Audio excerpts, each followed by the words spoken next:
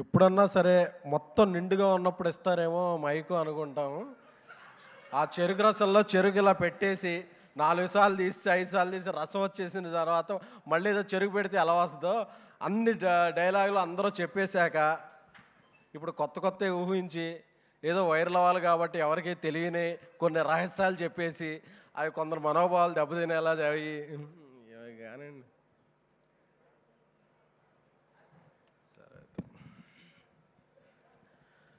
First of all Sarath అందరికన్నా కూడా నాకు ఫస్ట్ తెలుసు. ఎందుకంటే శరత్ ఇండస్ట్రీలోకి వచ్చే ముందు కింగ్ ఆఫ్ ఆంధ్ర అని పవన్ కళ్యాణ్ గారి ఒక వెబ్సైట్ రన్ చేసేవాడు, ఫ్యాన్స్ వెబ్సైటు. సో అది రన్ చేస్తూ హైదరాబాద్ వచ్చాడు.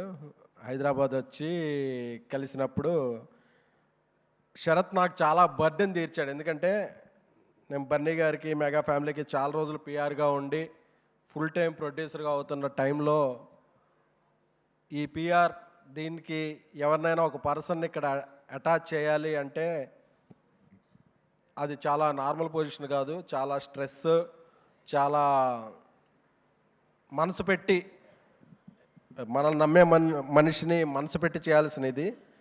అప్పుడు ఆ లక్షణాలు నేను శరత్లో చూశాను. శరత్లో చూసి ఒకరోజు అల్లు అర్జున్ గారి దగ్గరికి వెళ్ళి, సార్ శరత్ బాగా చేస్తాడు ఇవి అన్నీ అని చెప్పి చేస్తే అప్పటికే ఆయనకి శరత్తో ఉన్న శరత్ పని తెలుసు, శరత్ అంత బాగా చేస్తాడు. సో నాకు చాలా బర్డెన్ ఇదైంది. అంటే మళ్ళీ మనం లేకపోయినా ఈ పనులు తక్కువ మనం చేయడానికి టైం తక్కువ పడ్డా ఒక మంచి పర్సన్ అక్కడ ఉండి చేసే పర్సన్ ఎవరున్నా అనే ఒక మంచి పర్సన్ని మనం అటాచ్ చేయాలి. కాబట్టి అటాచ్ చేస్తున్నప్పుడు దాన్ని నాకన్నా బాగా చేసి శరత్ చాలా మంచి పేరు తెచ్చుకున్నాడు. సో బన్నీవాస్కైనా, నాకైనా, శరత్కైనా ఇలా చాలామంది, అంటే ఒక ఆర్టిస్ట్ ఫ్యామిలీ నుంచి ఒక ఆర్టిస్టులు వస్తారే కానీ ఒక ప్రొడక్షన్ హౌస్ నుంచి ప్రొడ్యూసర్స్ రావటం, అది ఒక హీరో టీం నుంచి ప్రొడ్యూసర్స్ రావటం అనేది చాలా చాలా రేర్. ఆ రేర్ ఇన్సిడెంట్ జరిగింది ఒక గీతాడ్ సంస్థలోనో ఒక అల్లు అర్జున్ గారి క్యాంప్లోనే జరిగింది అది. సో ఇంతమంది ప్రొడ్యూసర్లు ఎవరి స్థాయిలో వాళ్ళు ఒక మంచి సినిమాలు తీస్తూ ప్రోగ్రెసివ్గా కెరీర్లు ముందుకెళ్తున్నాయంటే అది చాలా చాలా మంచి విషయం. మా అందరికీ కూడా బన్నీ గారు ఏంటి మీరు అంటే మేమందరం మెగా ఫ్యాన్స్ అని చెప్పేవాళ్ళం. ఆయన అంతే సరే నాతో వచ్చేయండి అని చెప్పి మా జర్నీ అలా స్టార్ట్ అయింది. సో మళ్ళీ గుర్తుకొస్తున్నాయి సందర్భంగా ఎన్ని గుర్తుకొస్తున్నాయి. Thank you Sharath for making us revisit our memories. అలాగే విరాజ్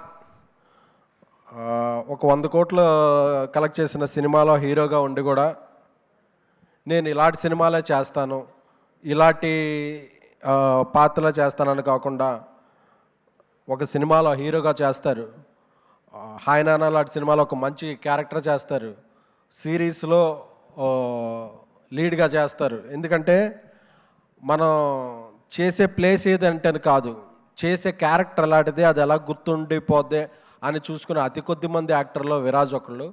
సో అందుకే ఆయన ఏ క్యారెక్టర్ చేసినా ఆయనకు ఒక మంచి పేరు సంపాదించుకుంటారు. అలాగే ఆ అమ్మాయి 2-3 సార్లు అడిగాను, ఆ అమ్మాయిని ఒకసారి కల్పించు, చాలా తెలుగు అమ్మాయినా అన్నాను. లేదు తెలుగు అమ్మాయిలో కలిసిపోయినా వేరే లాంగ్వేజ్ అమ్మాయి అంటే సేమ్ నేటివిటీ బాగుంటుంది, ఆ అమ్మాయి చాలా బాగా చేసిందని యశశ్రీ గురించి చెప్పాడు శరత్. యశశ్రీ వెల్కమ్ టాలీవుడ్, మీరు పెట్టే కష్టానికి 10ంతలు మేము, if you put 1 seed will give 100 fruits అంటారు కదా, అలాగా మీరు కొంచెం కష్టపడితే తెలుగు ప్రేక్షకులు ఏ లాంగ్వేజ్ అమ్మాయి అయినా సరే తెలుగు ప్రేక్షకులు మాత్రం మేము గుండెల్లో పెట్టుకుంటాం, తెలుగు మేకర్స్ ఇదిలో పెట్టుకుంటాం. ఎందుకంటే తెలుగు ప్రేక్షకులు, తెలుగు ఇండస్ట్రీ అంత మంచి ఇండస్ట్రీ. అలాగే దీనికి సంగీతం అందించిన అజయ్ అరసాడ గారు, ఆయనతో కూడా గతంలో ఒక సిరీస్ పనిచేసాం, చాలా చక్కటి సంగీతాన్ని అందించారు.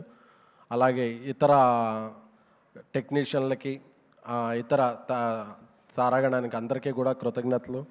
ఇక్కడ ఈటీవీ విన్ నుంచి గుర్తించి చెప్పుకోవాలి. ఎందుకంటే చాలా ఓటీటీలు చాలా స్ట్రగుల్స్లో ఉన్నప్పుడు ఈటీవీ విన్ అనేది మళ్ళీ ఒకసారి ఒక సిస్టమ్ అంతటిని రీవామ్ చేసి రీస్ట్రక్చర్ చేసి సిరీస్లు హిట్ సిరీస్లు ఇచ్చారు, థియేటర్కి హిట్ సినిమా ఇచ్చారు. అంటే ఒక కమిట్మెంట్ డెడికేషన్ ఉన్న టీం ఉంటే ఎలాంటి పరిస్థితుల్లో అయినా విజయం సాధించాలనుకోవడానికి ఈటీవీ విన్ వాళ్ళ టీమే ఒక ముఖ్య నిదర్శనం.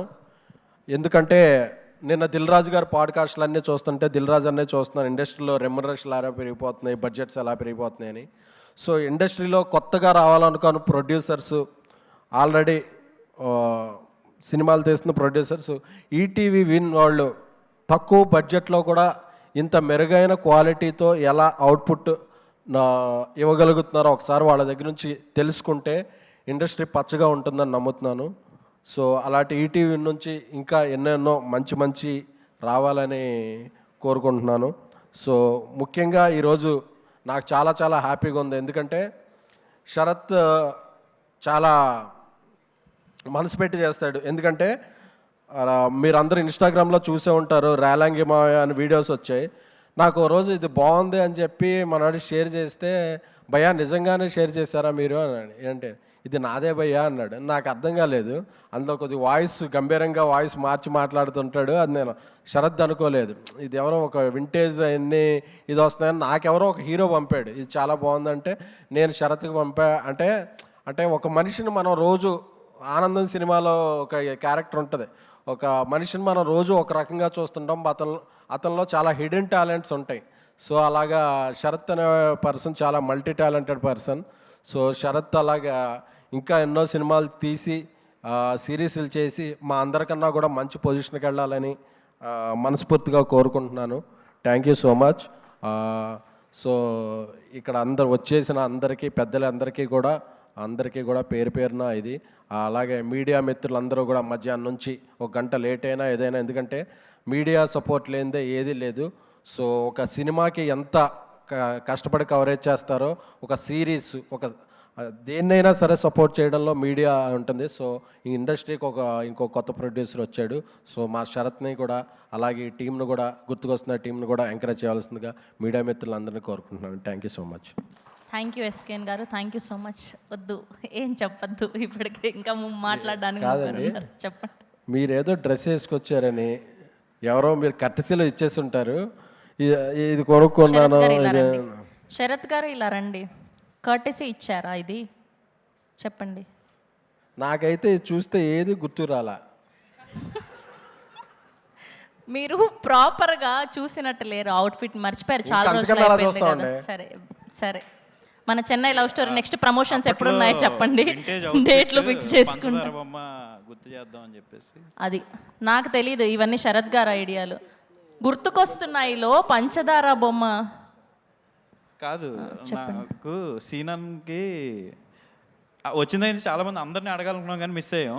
సరే, ఇప్పుడు ఎస్కేఎన్ గారిని అడుగుదాము. సో బేసిక్గా ఒకవేళ మీరు గతం మర్చిపోతే ఎలాంటి మెమొరీని గుర్తు చేస్తే మీకు గుర్తుకొస్తాయి? అంటే బేసిక్గా మీకు గుర్తుకొచ్చే మూమెంట్ ఏంటి మీ లైఫ్లో? అట్లా కెమెరాలు ఆఫ్ చేస్తే 250 రూపాయలు డివిడి ప్లేయరు, 60 రూపాయలు డివిడి ఇంగ్లీష్ది, 30 రూపాయలు తెలుగు డివిడి, అలాగే మరి. ఓకే, వెనకాల దీనికి సీడీలు మనం ఫోటోలు మనం వేసుకుని వీడియో రిలీజ్ చేద్దాం. థ్యాంక్ యూ ఎస్కేఎన్ గారు, thank you so much. Thank you so much for gracing గారు ఈవెంట్. అండ్ ఇప్పుడు రైటర్ రాజశేఖర్ బద్దం గారిని వేదిక మీద జాయిన్ అవ్వాల్సిందిగా రిక్వెస్ట్ చేస్తున్నాం. రాజశేఖర్ బద్దం గారు.